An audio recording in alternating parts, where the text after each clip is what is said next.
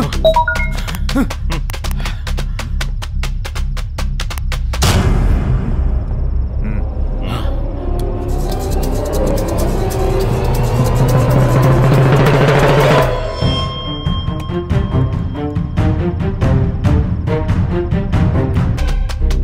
Uncle, Linda హత్యని ఆత్మహత్యని ఎప్పుడు అబద్ధాన్ని నిజం చేశారో అప్పటి నుంచి నేను సిద్ధార్థని ఫాలో అవుతున్నాను.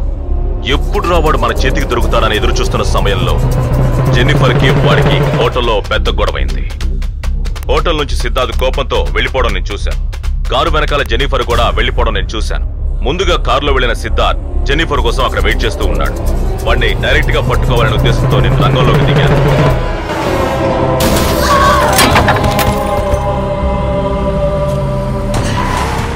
నేను అనుకున్నట్టుగానే తనకి యాక్సిడెంట్ చేసి తన జీవితాన్ని నాశనం చేశాను.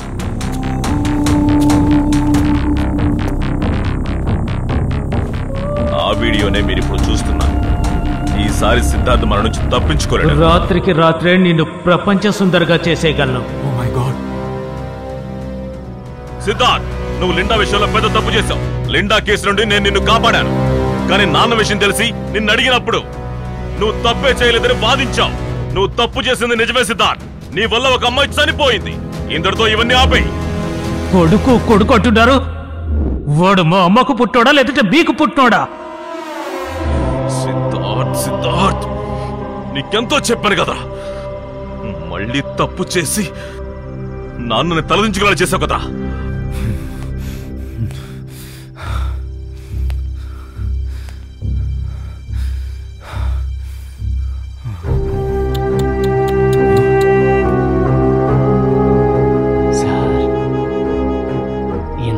విషయం జరిగింది. ఏదో బాత్రూమ్ వీడియో అమ్మాయిని నగ్నంగా తీసుకుంటారని నేను అనుకుంటే ఇది పెద్ద నిధి కదా సార్. విజయ రఘునాథ్ కొడుకు సిద్ధార్థ ఎంత పెద్ద దారుణం చేశాడు సార్. ఆల్రెడీ ఆయన డౌన్ఫాల్లో ఉన్నాడు. ఈ వీడియో కనుక బయటకు వెళ్ళిందంటే ఆయన కొడుకు పెళ్లి కాదు సార్, ఆయన చాప్టరే క్లోజ్ అయిపోతుంది సార్. దీంతో 10 కోట్లు సంపాదిస్తారు కదా సార్. సార్ నాకు ₹1 కోటి ఇవ్వండి సార్.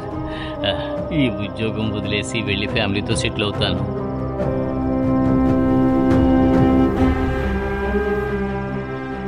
₹1 కోటి కావాలా?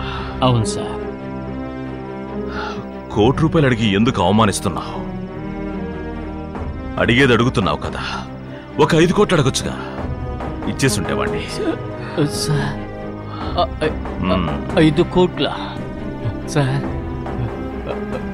ఏంటి సార్ ఇది? అంత డబ్బు సార్? మీరు చల్లగా ఉండాలి సార్.